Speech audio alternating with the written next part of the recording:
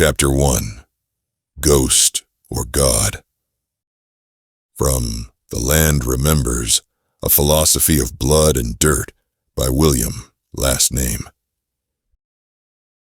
Your granddaddy is either a ghost or a god, the old-timer said. And maybe both. I didn't laugh, not because I believed him, at first, but because some things you don't laugh at, even when they sound like madness. There was something behind the man's eyes, something that had seen. And more than that, there was a flicker in my own blood, a shiver, like a whisper from a place far behind my ribs that said, "He's not wrong." I'd always known my granddaddy was different. He was the county agent after all. He wore khaki uniforms and was called out to pastures and peach orchards, to ponds where fish floated belly up, to fields turned brittle, to cows with bloated sides and eyes too wide. He knew the soil like some men know scripture. He knew when to speak and when to kneel down, dig a finger in the dirt, and just listen. I once saw him diagnose a dying orchard without a single test. He walked through the trees, touched the bark, sniffed the air, squatted by a root, and said, "Too much salt in the runoff." "You been burning plastic or pouring out bleach?" The farmer turned white. My granddaddy said nothing else, just looked at him, then walked back to the truck.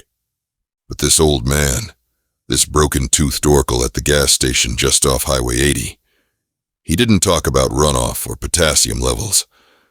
He spoke of something deeper. He told me of Bouncing Betty, that landmine that was meant to bounce into the air and shred the living into silence. Said she rose up in my granddaddy's path and then, unnaturally, fell dead before she could speak her fire. "Betty was called to him," the man said. But then she was called off. He walked past her. Not untouched, mind you. Just unclaimed. He said the land must have spoken to Betty, or Betty and the land had made an arrangement, that she was never meant to take him. Not yet, because he was a witch hunter, and the land protects its blades.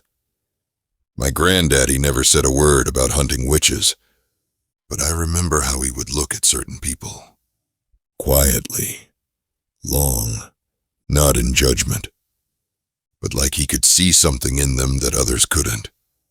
He never said anything harsh, but sometimes after we left someone's place, he'd say something odd like, "That boy don't whistle right," or "She don't cast no shadow when she talks."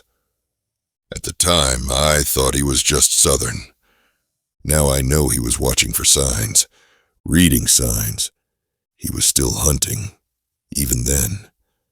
And now I wonder, what was he hunting for? And why did the land need someone to do it? I used to think philosophy had nothing to do with these stories, but now I see it's everything.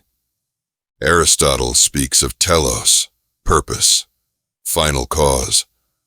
The acorn becomes the oak because that is what it must become.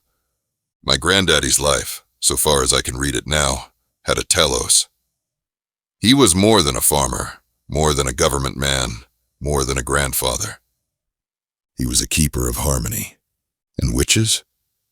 In the old tongue, witch wasn't about gender or broomsticks. It was about imbalance. The ones who poison the land.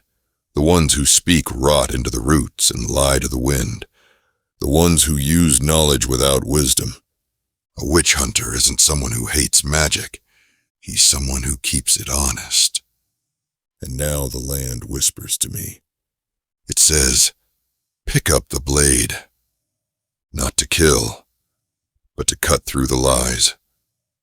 To find truth. To bring balance. To tend the field and purge what poisons.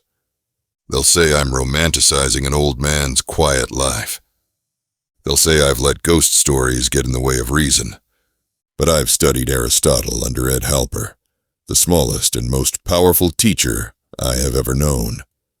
And Ed would say, the truth does not depend on who believes it, only that it is.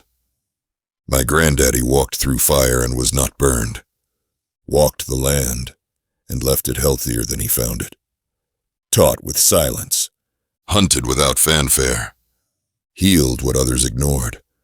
Whether he was ghost or God or something between, I know this now. He walks with me, and I walk with him, and I will write, so the others may remember, what the land remembers, and what must not be forgotten.